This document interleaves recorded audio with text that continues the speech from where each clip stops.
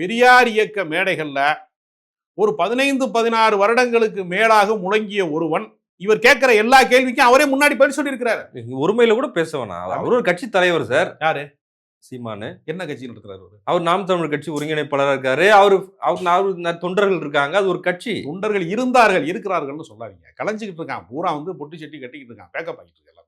Bakers and movers வன்மத்தோட பேசுறீங்க. இது வன்மம் கிடையாதுங்க. உண்மையை சொல்றேங்க. ஒரு கட்சியில நான் அந்த அமைப்போட பயணித்தவன், அவரோட பயணித்தவன். எனக்கு நீங்க தெரியும். நீங்க பயணிக்கும் போது நாம் தமிழர் கட்சி இருந்துச்சா? எங்க 2010 தான் கட்சி தொடங்குறாங்க. ஆமா.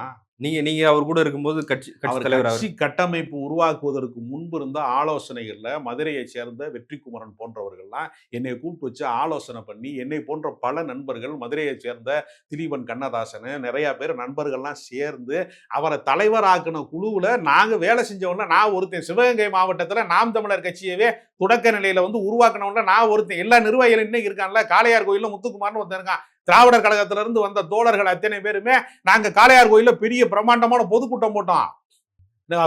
காவல்துறையே சீமான் இவ்வளவு தூரம் பேசுற வரைக்கும் பெரியார் எல்லாம் அமைதியா இருந்தீங்க. இப்படி ஒரு கள்ள ஆடாக கருப்பாடாக இருக்குன்னு எனக்கு தெரியாதுல்ல. அன்னைக்கு அவர் அப்படி பேசல. அவருடைய அரசியலை நீங்க எப்படி பாத்தீங்கன்னா, பெரியார் குறித்தான ஒரு அவதூறு கருத்து சொன்னாரு மட்டும் இல்லங்க. பிரபாகரன் பத்தியும் தானங்க பொய் சொல்றாரு.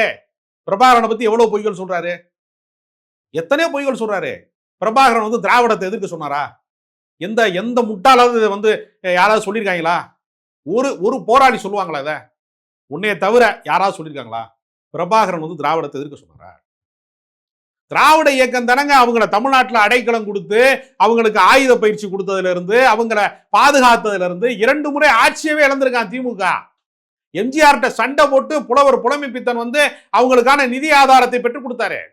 யாராவது மறுக்க முடியுமா? புலவர் புலமைப்பித்தன் தான் பிரபாகரனுக்கான அந்த நிதியை வாங்கி கொடுத்தாரு எம்ஜிஆர்ட்ட. எம்ஜிஆருக்கு பெரிய பொலிட்டிக்கல் நாலேஜ் எல்லாம் கிடையாது. புலவர் புலமைப்பித்தன் போராடி வாங்கி கொடுத்தாரு. எல்லாருமே திராவிட இயக்கத்துக்காரங்க தானே. புலமைப்பித்தன் யாரு?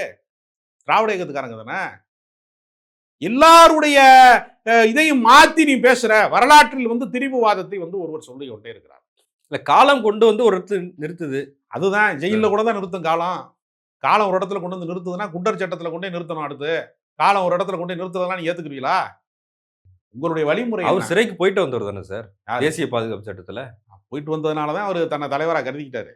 அந்த அனுதாபத்துல அவர் தலைவரே ஆனாரு. அது செஞ்ச திமுக செஞ்ச வரலாற்று பிழை. அவனை கொண்டு குண்டர் சட்டத்துல கொண்டு போட்டதுனால. மறுபடியும் ஒருமையில பேசுறீங்க. இருங்க. குண்டர் சட்டத்துல கொண்டு போட்டதுனால குண்டரா இருக்க வேண்டிய ஆளை மக்கள் தொண்டரா தவறா நினைச்சிட்டாங்க. அதனுடைய விளைவு தான் இப்ப நம்ம போராடி கிடக்கோம்.